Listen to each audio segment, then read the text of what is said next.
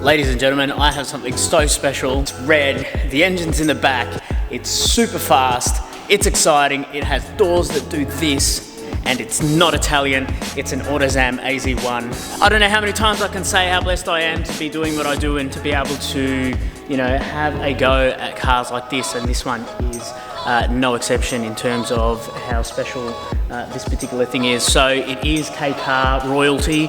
It's the sorry, I was thinking of the Dangan ZZ, which is another K-Car, but this is a AutoZam AZ1, exciting midship micro coupe or something to that effect.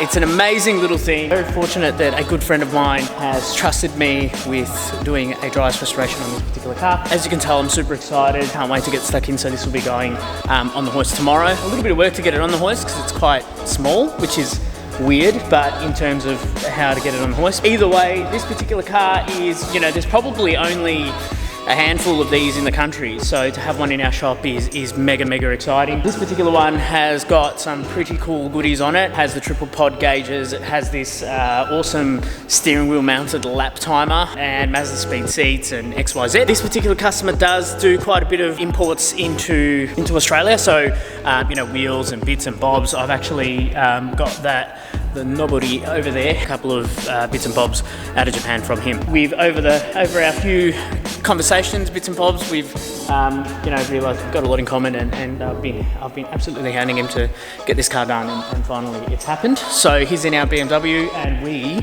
have got his magical AZ1. So 3-cylinder, 657cc turbo. Don't be fooled by the bonnet scoop on the front.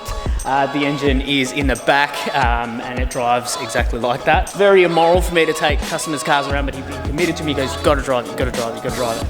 So I did, and oh my God, amazing. Like something so small.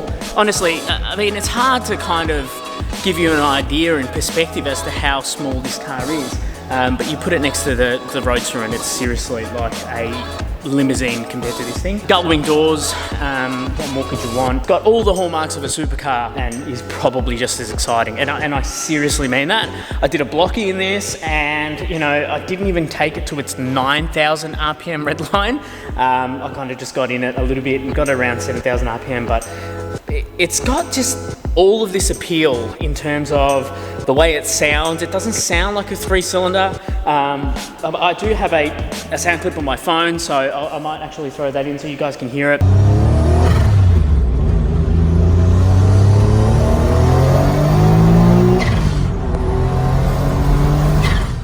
It's, complete Moby Dick vibes, as my friend has told me. It has have that big turbo 80s Porsche race car sound in a way. Like, I know it sounds crazy because 3 cylinders, but when you hear it, you'll know what I'm talking about. Yeah, it's just amazing. It drives really well. Being a rear engine car, you definitely can feel the way that the car is set up in terms of its engine placement. It's mega light. It's like 780 kilos. Correct me if I'm wrong. I'm sure there'll be some subject matter experts with this particular thing, but super lightweight.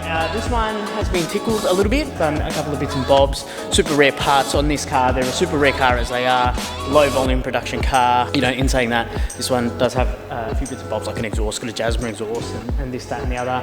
Obviously some slightly tilty wheels that he thinks are a little bit too pokey, but I think they look absolutely mega. And I think they're a 14 by 6.5. So they're a tiny wheel, but they look massive obviously on this. It still has plenty of traction. It feels like it weighs what it weighs.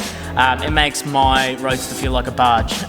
This one has roughly 100 horsepower, which, power to weight ratio, do the maths because I'm not going to do it for you, and you will see that, it's got a pretty impressive power to weight ratio, and being so low to the ground, so confined in a space, it really feels like the cabin of a race car. You feel like you're in something that's much bigger in terms of the sound, the feel and everything else. So no power steering because it doesn't need it. Feels amazing. Like it's one of those things that I'm so lucky I got to experience it because I don't think I would have had a chance otherwise. But it's just really awesome. You really don't need a zillion horsepower, just this particular combination in terms of having engine in the back, 750 kilos, turbo, and it lags a little bit.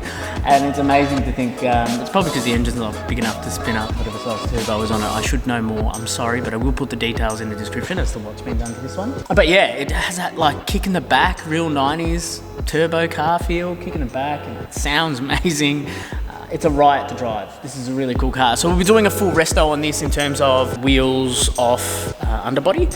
Engine bay is tidy as it is, and look, if we feel the need to get in there and do a couple of things, we will do so. But otherwise, what we've got planned for this is just an underbody with the wheels off. Super keen, but I had to make a video about it just because I feel like, you know, there's probably not a great deal of content about these cars in and around the net because there's not many of these around. Thought I'd do a video and show you guys around the car a little bit. I've got some B-roll to show you the real nifty bits and bobs of the car, but yeah, I mean, what else can be said, you know?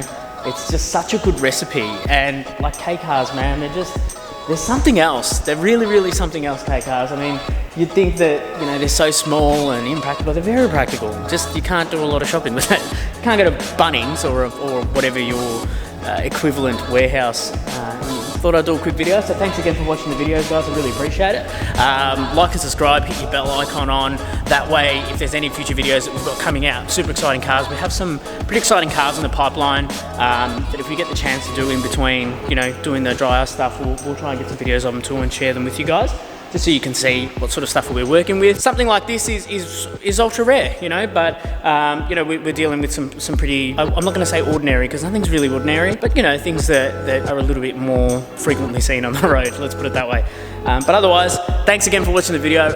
I really, really appreciate the support, the comments and everything is mega. So thanks again for watching the video, and I'll have something up for you guys as soon as.